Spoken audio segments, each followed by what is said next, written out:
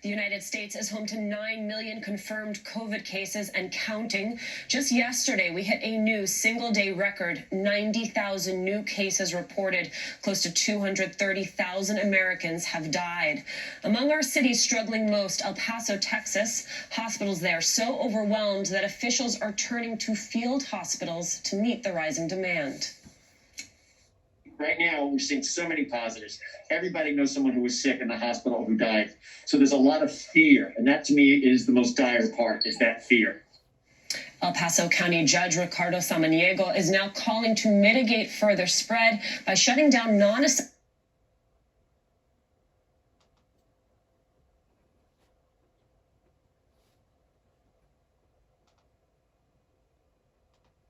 that officials are turning to field hospitals to meet the rising demand. Right now, we're seeing so many positives. Everybody knows someone who was sick in the hospital who died. So there's a lot of fear. And that, to me, is the most dire part, is that fear. El Paso County Judge Ricardo Samaniego is now calling to mitigate further spread by shutting down non-essential businesses such as hair salons and gyms. And as with everything these days, it's created a tug of war in Texas. El Paso's mayor is not on board, and Texas Attorney General Ken Paxton says the judge does not have that authority and will take legal action should the judge try to lock down El Paso. With me now, Democratic Congresswoman Veronica Escobar of Texas. She represents the 16th District, which includes El Paso. Also with us, Texas Congresswoman Sylvia Garcia, who represents the 29th District, and Florida Congresswoman Debbie Mucarcel-Powell. Las Comadres, thank you all so much for being here. Congresswoman Escobar, I want to begin with you. What is the situation right now in your district, and what do you make of this battle with the Texas AG over COVID measures? Hi, Alicia. Thanks for having us on, and it's so wonderful to see my fellow comadres, I appreciate you asking about my community. We are, unfortunately, ground zero yet again for another tragic crisis. We saw record numbers of positive cases announced this morning. We have almost 600 deaths. Our hospitals are at capacity. Our ICUs are at capacity. The morgue has run out of space, and the county is looking for ways to expand space for people who have passed away from COVID because there is no more room at the morgue. That's how dire this has been. And I completely support our county judge's effort to have people stay home, a new stay-at-home order for 2 weeks. You know, obviously it's hard on everyone when we have a 2-week stay-at-home order. But frankly, there is no other option. The rate of cases and the amount of tragedy is really decimating our community. And so I have called on the mayor to please work with the county judge, and called on the governor as well to allow us to keep our people safe. Congresswoman, I'm going to come back to you in just a moment, but first I want to go to President Obama. Doing each and every day. Happy Halloween, everybody. I like your masks. Give it up for my dear friend, Mr. Stevie Wonder.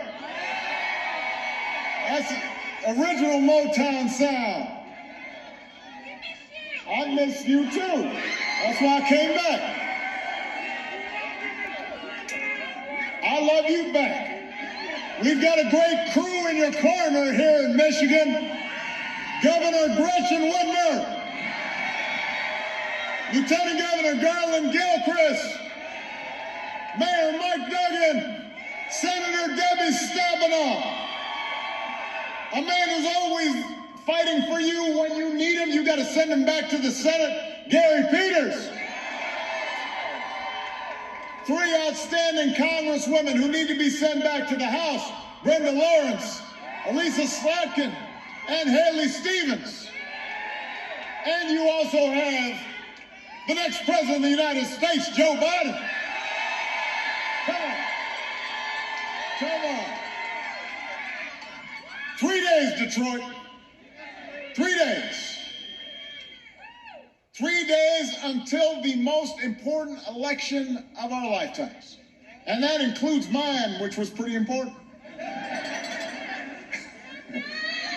This Tuesday, everything is on the line. Our jobs are on the line. Healthcare is on the line. Whether we get this pandemic under control is on the line. And the good news is, on Tuesday, you can choose change. You can elect Joe Biden. You can elect Kamala Harris. You can choose a better America. And you don't have to wait until Tuesday to cast your ballot, Michigan. Because here in Michigan, you can vote in person right now. Go to iwillvote.com, find your polling place, go vote. If you've already voted, then what do? Go get your friends to vote. Get your family to make a plan to vote. We need everybody to turn out. This is a family affair. Detroit, Joe Biden is my brother. I love Joe Biden. He will be a great president. I'll admit, 12 years ago, when I asked him to serve as the nominee for vice president, I didn't know him all that well. We had served in the Senate together, but he had been there a while. I was still fairly new. He and I came from different places. We came from different generations. But I came to admire Joe as a man who is decent to his core. A man who learned early on to treat everybody with dignity and everybody with respect. Somebody who lived by the words his mom taught him. No one's better than you, Joe, but you're no better than anybody else. And that decency, that empathy, that belief that everybody counts, that's really who Joe is. And the good news is that's who he'll be when he's president. Because I can tell you something, the presidency doesn't actually change who you are. It just reveals who you are. And I saw who Joe was. And I saw how seriously he took the work. And I saw how critical it was from his perspective to make sure that the voices of ordinary families were in the room when decisions were being made. And for 8 years, Joe was the last one in the room whenever I faced a big decision. He made me a better president. He's got the character and experience to make us a better country. And he and Kamala are going to be in the fight, not for themselves, but for every single one of us.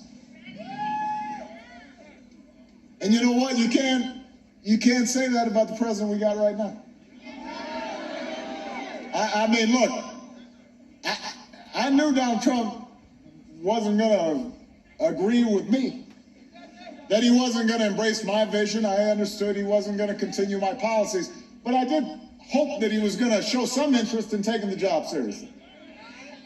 Right? I mean, if you get elected president, if you run for president and you become president, the assumption is you are going to take the job seriously.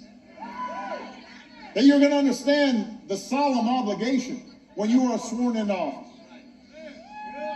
But he never took it seriously. He hasn't shown any interest in just doing the work or helping anybody but himself or his friends, or treating the presidency as anything more than a reality show to give him the attention that he craves so desperately.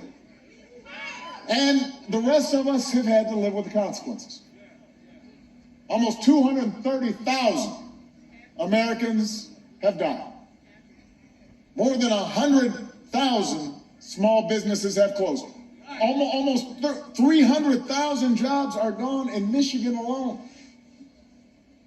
America just had its single worst week of new cases. We've been living with this thing for months now. And we just had the worst week in terms of incidents. And in the face of that, what is Donald Trump's closing argument? No, he says that people are too focused on COVID. COVID, he's complaining. He's jealous of COVID's media coverage. But that's not enough. Now he's starting to accuse doctors of profiting off of this pandemic. He actually said this. He said they're making a big deal out of it so they can make more money. Who says that? Here, you've got doctors who are risking their lives to save other people. who have to, every time they go in and then they come home, they have to completely isolate themselves, remove all their protective garments, shower, scrub, do everything just to make sure their own families don't get sick. In some cases, don't get to see their families. And he's saying they're doing that to make a buck. He can't fathom that somebody would be willing to make sacrifices for others unless there was some economic motivation. That's how he thinks. And now we've got his chief of staff saying, he said this on TV, said, we're not going to control the pandemic. Just flat out just said, we're not going to control it. We noticed. Yes, you're right. And that's why we've got to have Joe Biden and Kamala Harris in the White House, because you're not going to control the pandemic.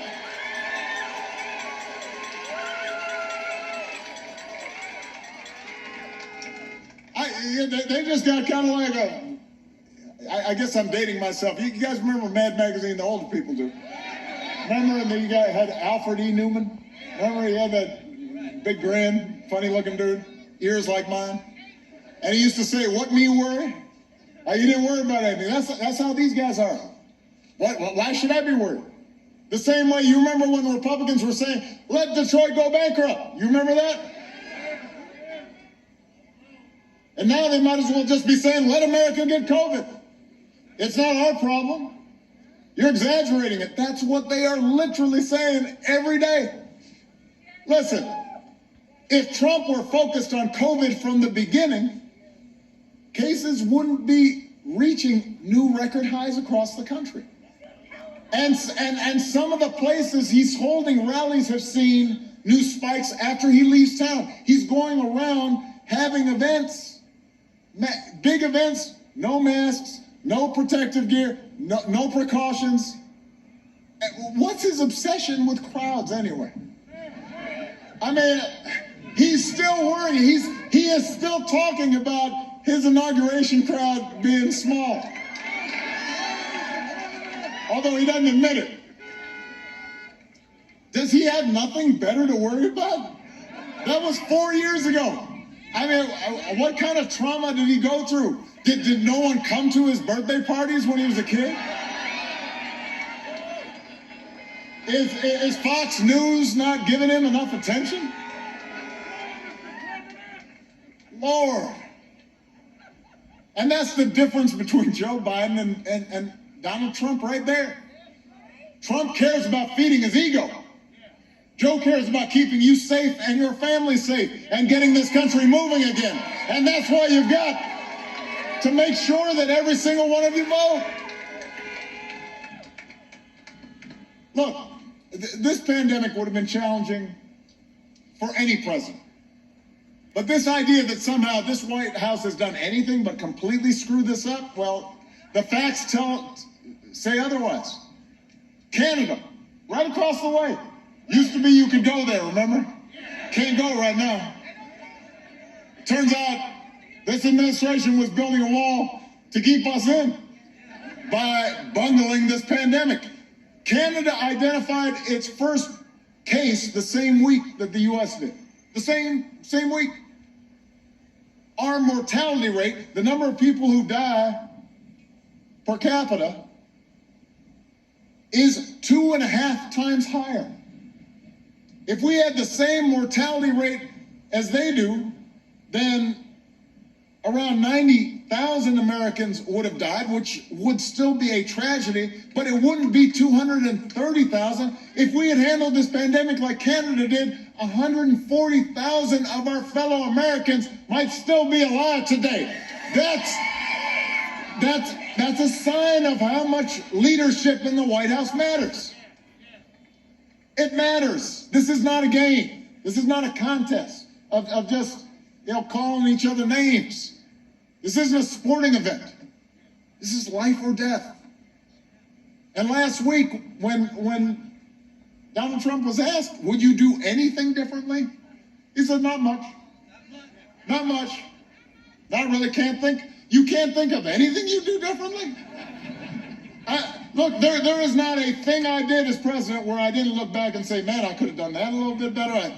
I could have done even the stuff that worked. He can't think of one thing? Not one thing. Oh, Lord. Look, I understand this is a president who wants full credit for the economy he inherited and gets zero blame for the pandemic he ignored. But the job doesn't work that way. Tweeting at the TV doesn't fix things. Making stuff up doesn't make people's lives better. You've got to have a plan. You've got to do the work. And along with the experience to get things done, Joe Biden has concrete plans and policies that will turn our vision of a better, fairer, stronger country into reality. Joe Biden is not going to screw up testing. He's not going to call scientists idiots. He's not going to host super spreader rallies around the country or in the White House. Joe will get this pandemic under control with a plan to make testing free and widely available and get a vaccine to every American cost-free and make sure our frontline heroes never have to ask other countries for the equipment that they need. His plan will guarantee paid sick leave for workers and parents affected by the pandemic, and make sure that the small businesses that hold our communities together and employ millions of Americans can reopen safely. Small businesses in every community, not just some communities, not just big corporations. And Donald Trump likes to claim he built this economy. America created 1.5 million more jobs in the last 3 years of the Obama-Biden administration than in the first 3 years of the Trump-Pence administration. That's a fact. That was before he could blame the pandemic.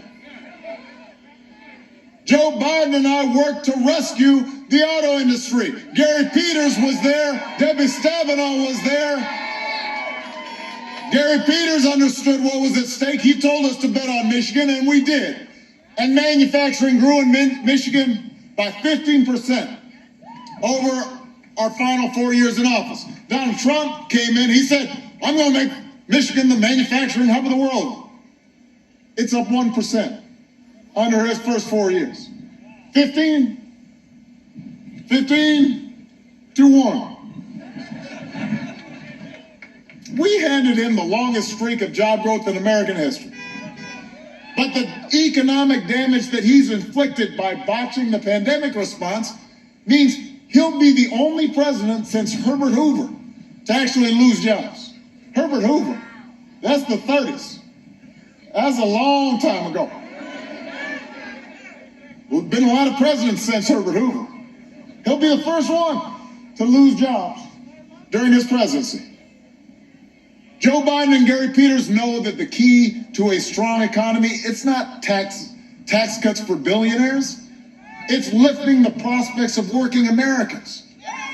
And Joe's got a plan to create 1 million new auto-related jobs by accelerating electric vehicle production. He's going to create 10 million good, clean energy jobs to fight climate change and secure environmental justice. And he's going to pay for it by rolling back Trump's tax cuts for billionaires.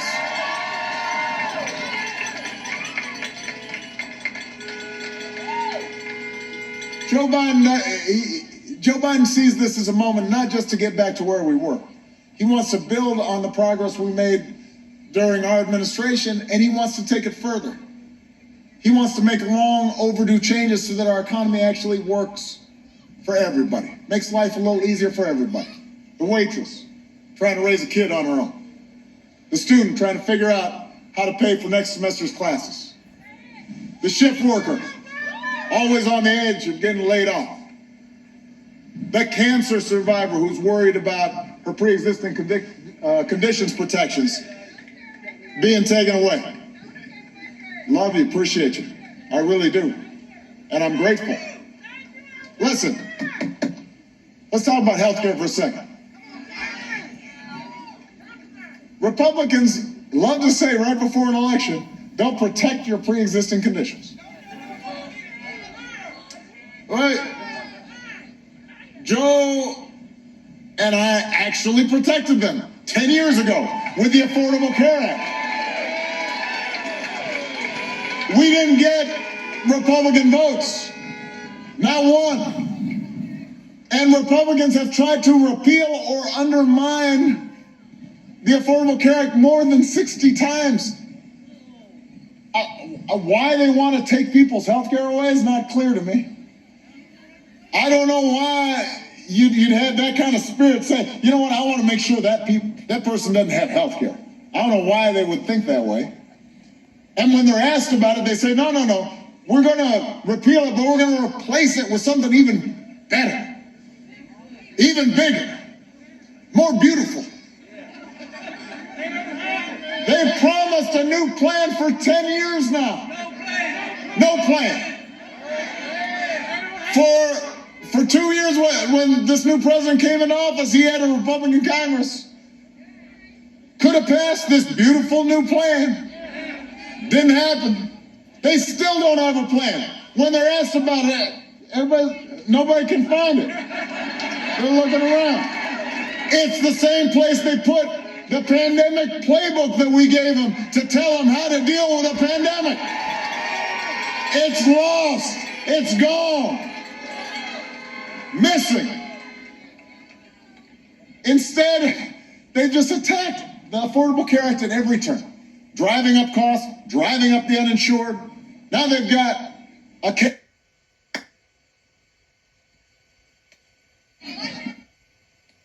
chairman. Here.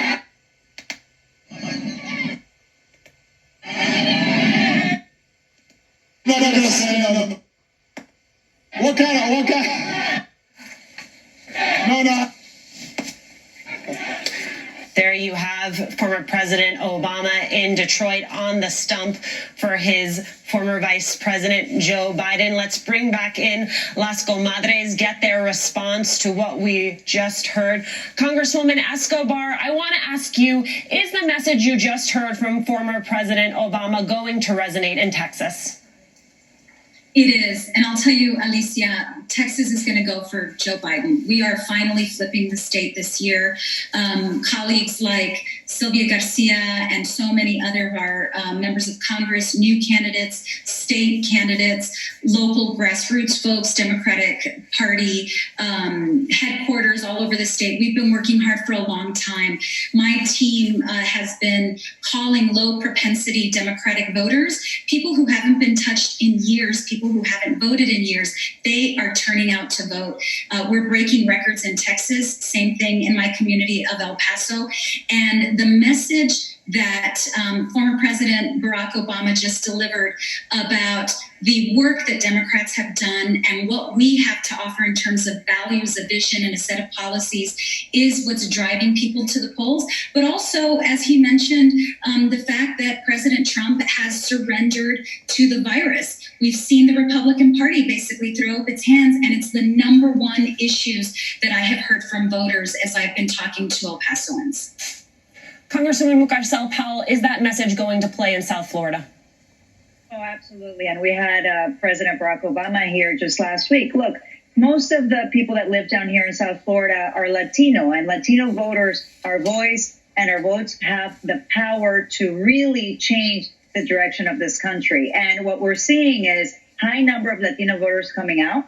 Our community down here has been disproportionately affected by COVID-19. Many of the people that live down here in South Florida are essential workers. Many have lost family members to COVID. But most importantly, Alicia, we have the second highest number of people that get their health care through the ACA. And the Trump administration and DC Republicans continue to attack the ACA, which would be devastating to 300,000 people living here in my district that have pre-existing conditions. So absolutely, we have so much at stake right now, and people are coming out and making their voices heard. Congresswoman Garcia, you also have this week the Biden campaign announcing that it's going to put together a task force to reunite the 545 children whose parents have not been contacted since they were separated. As you well know, Congresswoman, That number is actually much larger than 545. There are a number of children whose parents have been deported. Advocates argue that those families should be made whole. But I wonder what it says to you that the Biden campaign is choosing to make family reunification part of their closing argument. Congresswoman Garcia. I think it's just emblematic of who Joe Biden is. For Joe Biden, family and faith are very, very important. And he knows that those are two things that are very important to the heart of who we are as Latinos. He shares our values. So, of course, he's going to talk about it. He issued a press statement on it immediately when all this fresh news reports came out. He's talked about it last night. Kamala Harris was here in Houston. She talked about it here in Houston. And they're talking about it not just because they're trying to reach Latino community. It's about what Americans believe. Americans believe in family. That is a value of our country that's been around for a long, long time. I mean, we take pride in being about family, motherhood and apple pie. And this president has, kind of put a dart in all that by this inhumane, cruel policies that he's had on immigration. It's just been one of them, but it's a horrific one. And we must put a stop to it. And at least whether it's 545 or 5 or 4, we've got to make sure that we reunify all our families and that anything related to comprehensive immigration reform, which Joe Biden and Kamala Harris support, be based on that, keeping families together, because that's an American value. All right, I want to take us now back to Detroit, where President Obama is on the stump for former Vice President Biden. If you vote. Now, here's one other thing that's important. Joe and Kamala, when they're in the White House, you won't have to just think about them every day. They won't be trying to get your attention every day. You're not going to have to just shake your head and slap your forehead every day. It won't be so exhausting. You will be able to go about your lives knowing that the president is working. And you're not going to have to worry about a president who suggests that maybe we inject bleach as a cure for COVID. You won't have a president who's retweeting conspiracy theories that Navy SEALs didn't actually kill bin Laden. We won't have a president who's going to go out of his way to insult anybody who doesn't agree with him. You won't have a president who just makes stuff up every day, multiple times a day. Probably doing it right now as we speak. It is not normal behavior. We would not tolerate it from a high school principal. We wouldn't tolerate it from a coach. We wouldn't tolerate it from a coworker. Can you imagine if you were working with somebody and they just lied every day? At a certain point, you'd be like, you know what, we would fire him. Why would we accept this from the President of the United States? Because there are consequences to this. There are consequences to his actions. They embolden people to be mean and divisive and racist, and appraise the fabric of our society and our lives. It affects how our children see things and how they interact. It affects the way our families get along. It affects the way the world looks at America. That's why Joe talks about the soul of America. And that's, more than anything, is what separates him from his opponent. He cares about every American, not just some. And he cares about the values that make this country exceptional. I know Joe Biden. He does not have a mean-spirited bone in his body. He cares about everybody's story. He wants to hear everybody's voice. He tries to live by the values that we cherish: honesty and hard work, kindness and humility, responsibility, helping out somebody who's having a hard time. When I hear this kind of phony, macho, acting tough, snarling all the time, that's not what it used to be to be a man, a father, a leader. You didn't go around bragging all the time. You didn't go around putting other people down. And Joe understands that. And when you elect Joe, that's what you'll see reflected in the White House. And these shouldn't be Republican values or Democratic values. They're what our parents taught us, what our grandparents taught us. It's what we still try to pass on to our kids. They're not white values or black values or Latino or Asian or Native American values. They're American values. And we have to reclaim them. But to do that, we're going to have to turn out like never before.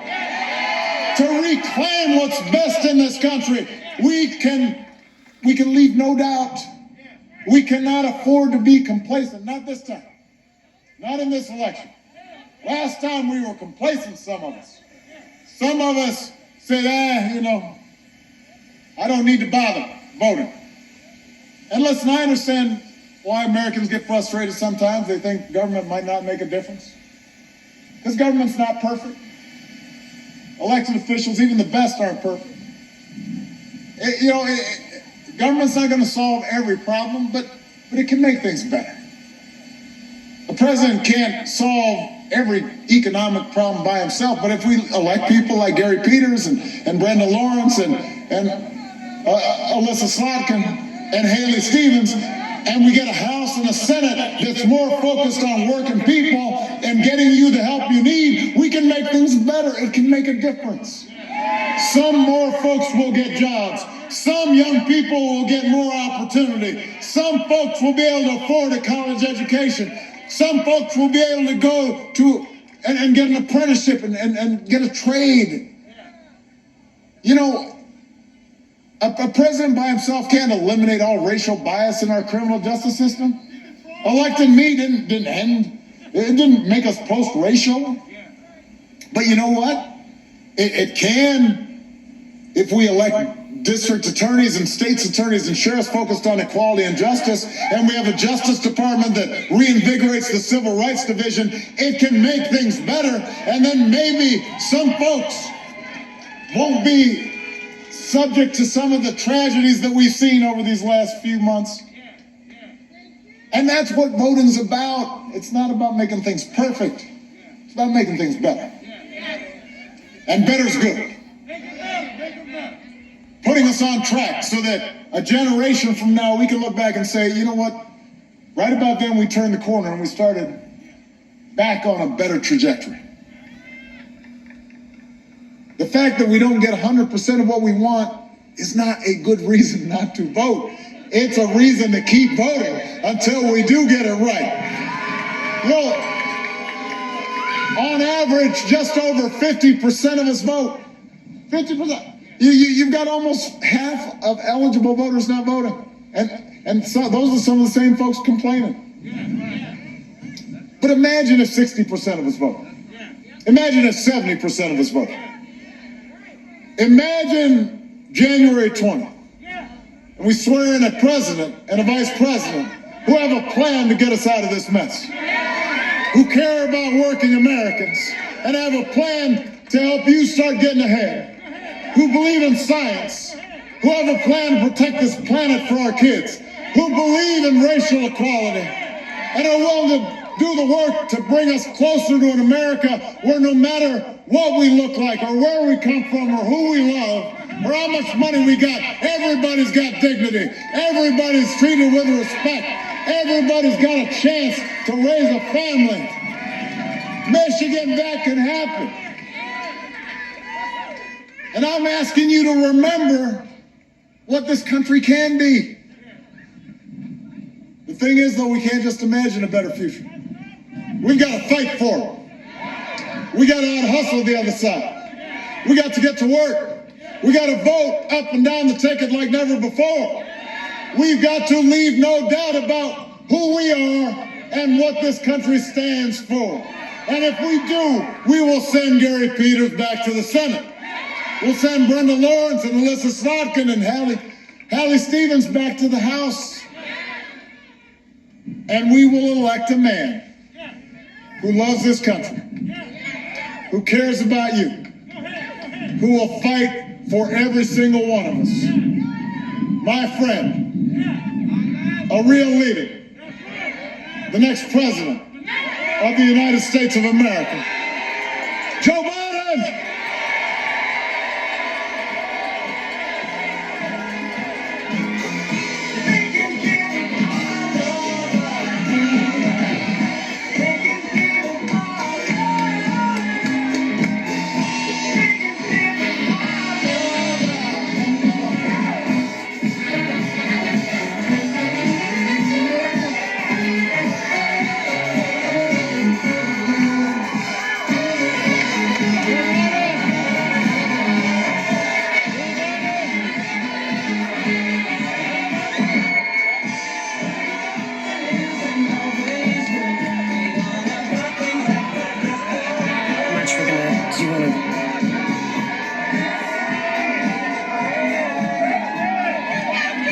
Well, hello. Hello, Detroit.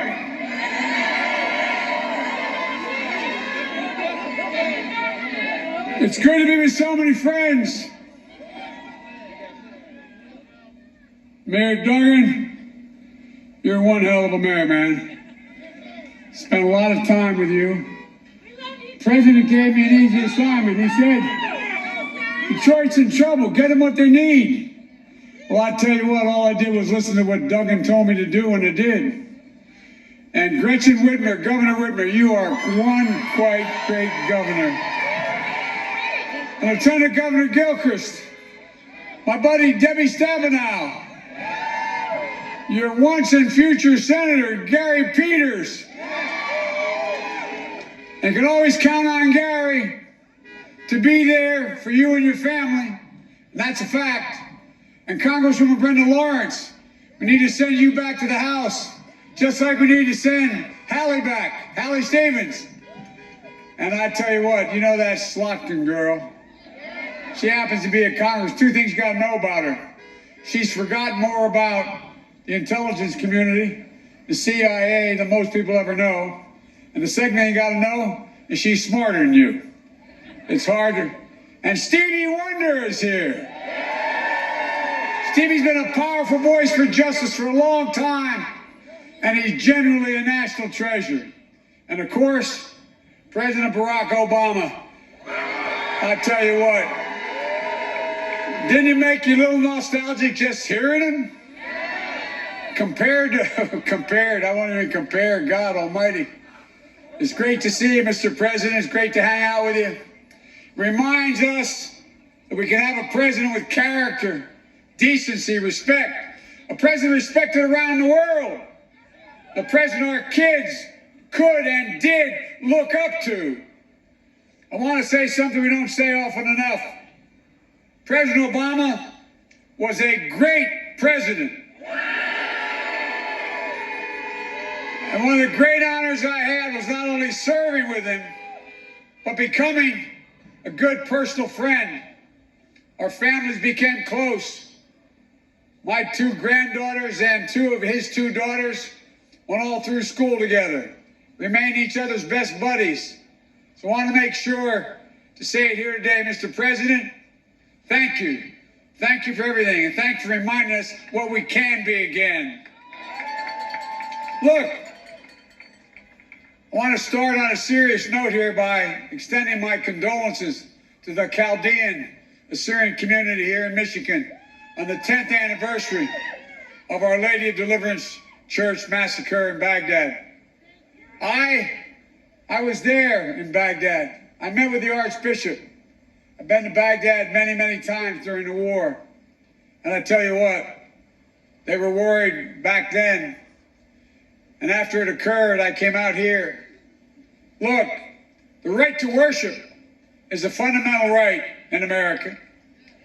And as Americans, we should be proud that people from all over the world find a home here in our communities, here in Michigan, where the right to vote is the most fundamental right and the right that protects our religious freedoms. And so my heart goes out to all those. 10 years seems like a long time, but not if you lost somebody. It's like yesterday. So you have my empathy, my sympathy, and my support. Well, Detroit 3 days. 3 days. 3 days to put an end to a presidency that has divided this nation. 3 days. We can put an end to a presidency that has failed to protect this nation. 3 days. We can put an end to a presidency that has fanned the flames of hate all across this nation. Millions of Americans have already voted. Over 85 million so far, they tell me. Millions more are going to vote in the days ahead because the president said we have to overwhelmingly vote and overwhelmingly win this thing. So my message is simple. The power to change the country is in your hands.